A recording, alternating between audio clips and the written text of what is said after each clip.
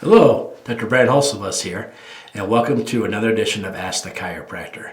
Ask the Chiropractor is my little podcast that I do when someone has a question about chiropractic or chiropractic care. I try to answer. I'm a chiropractor here in Rockford, Illinois. I'm a proud graduate of Palmer College of Chiropractic, and I'm happy to be the team chiropractor of the Rockford Ice Hogs. Let's dive into it.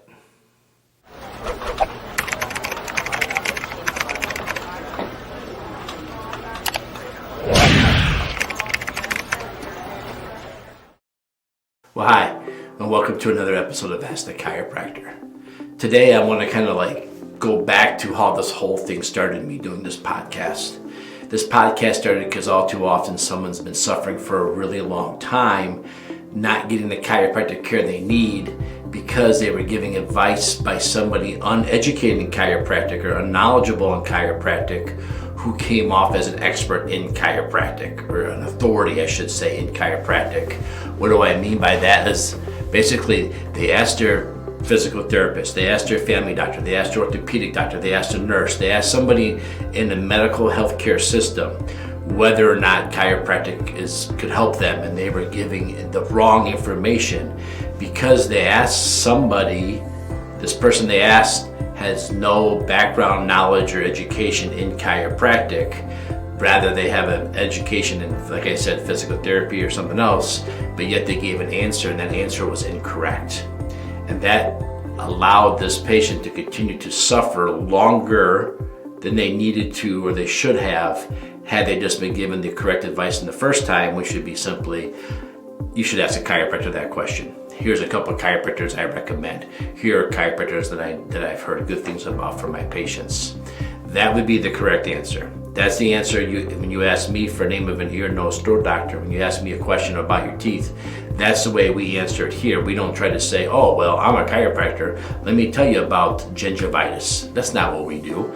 We would tell you this is a couple dentists that we know that we trust, and this is who I would ask. That's the more appropriate way to go about it. Now, for some reason in our field, everyone thinks they should answer for you rather than refer you to a chiropractor they know and reputable.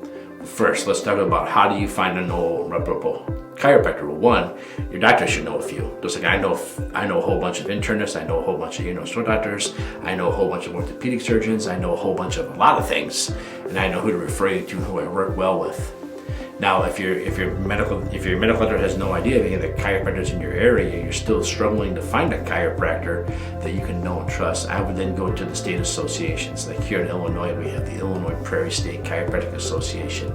Usually members of that organization, they're not in that organization because they're questionable ethics because they wouldn't be allowed to be in the organization. Normally they're in those organizations because they're people that we want to have in the organization. So, with that being said, if I had a question about chiropractic, I would then go to the state association. Otherwise, you can look for a reputable school. Like myself, I'm a Palmer graduate.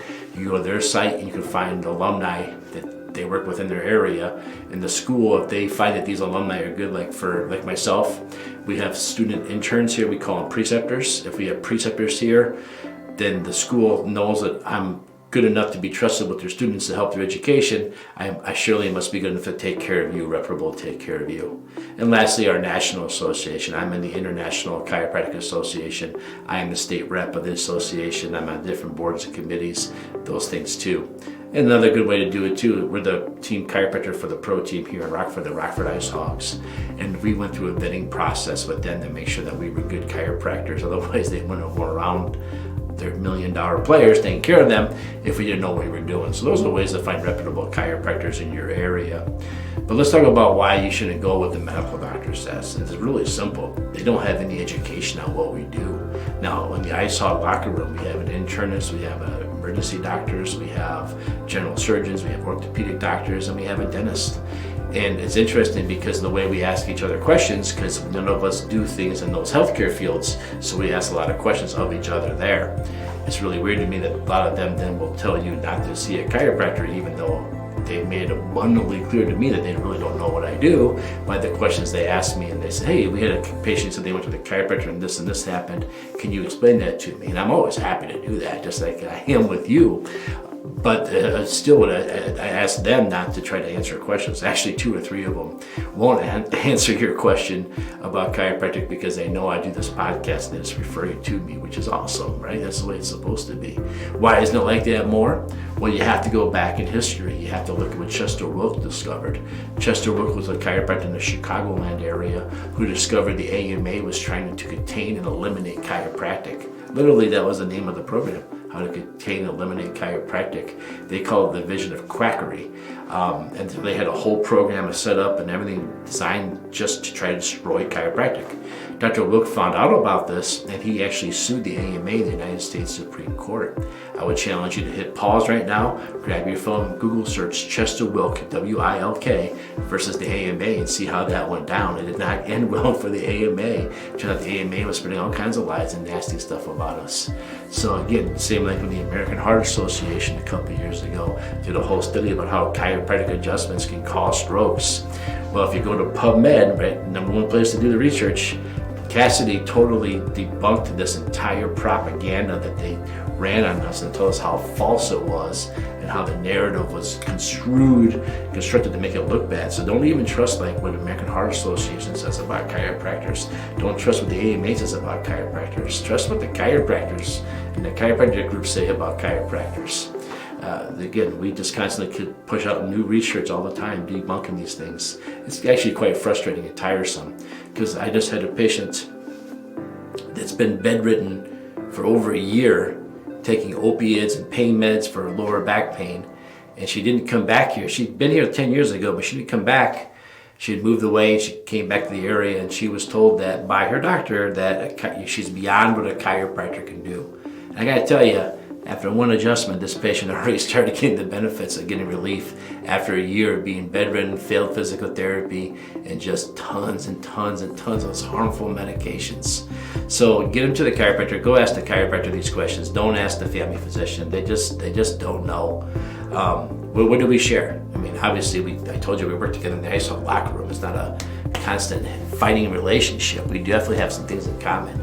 Well, the testing that they do on you, that's the same test that we use. We had a couple more chiropractic tests, but the testing that they do, like to check for disc and stuff like that, we use the exact same test. We study the exact same textbooks in our school. We all have the same guidance physiology. We all have the same Gray's Anatomy books. Those are all the same.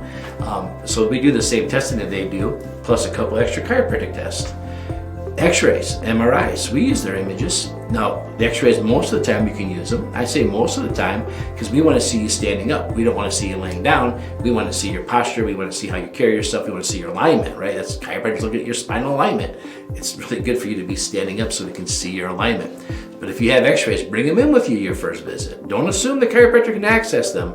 For the most part, they still don't let us access their databases. Like we can't log into their system like you can and see your information. Most people don't allow chiropractors to do that. I don't know why. I have applied for the orthopedic group in Rockford and I applied with the 3 major healthcare systems in Rockford and they all told me they don't want to do that with me. Okay, whatever.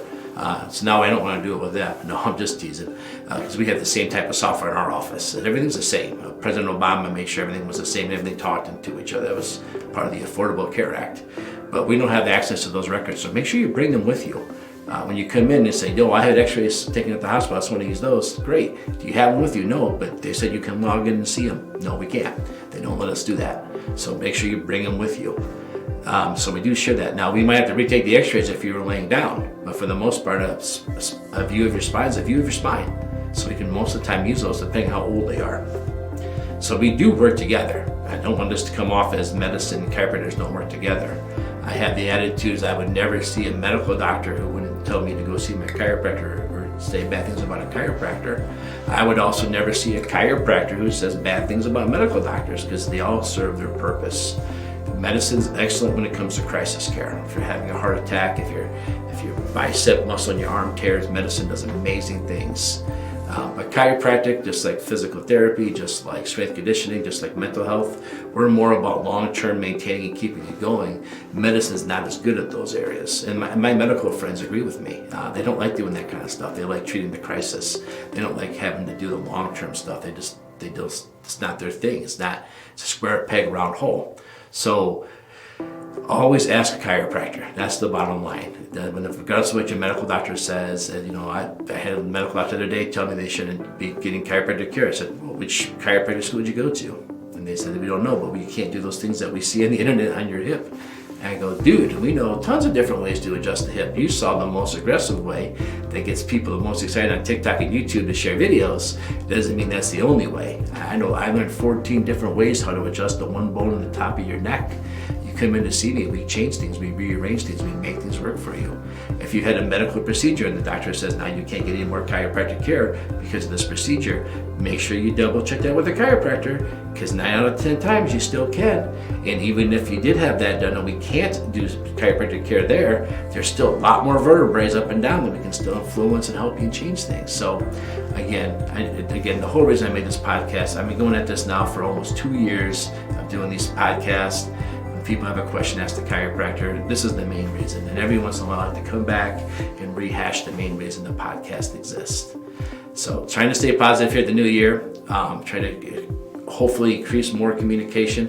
I love the fact that some of my medical friends in my city will email me questions about patients. They will say, hey, the patient asked me about this and this. This is what they have. Do you think you might be able to help them? That's what it's supposed to be. And I do the same thing. I send people to places and I say, hey, they have a neck issue, their shoulder's been bothering them a long time. I know the nerves in the neck go into the shoulder. I've been adjusting the neck now for about a month and we're not getting any improvement in the shoulder. Can you verify nothing we're missing in the shoulder? They'll look at the shoulder and they'll tell me the shoulder has this and this. And I say, great. I'll talk to the physical therapist, I'll talk to the surgeon, we'll restructure the chiropractic care around all that, and the patient wins. That's the bottom line, the patient wins. That's always what we're striving for. So there you have it. Always ask the chiropractor questions about chiropractic. If you have a question for me, go to my website, rockforddc.com. That's ROCKFORDDC.com. Give me your question and maybe next time I'll be answering your question. Stay healthy, everybody.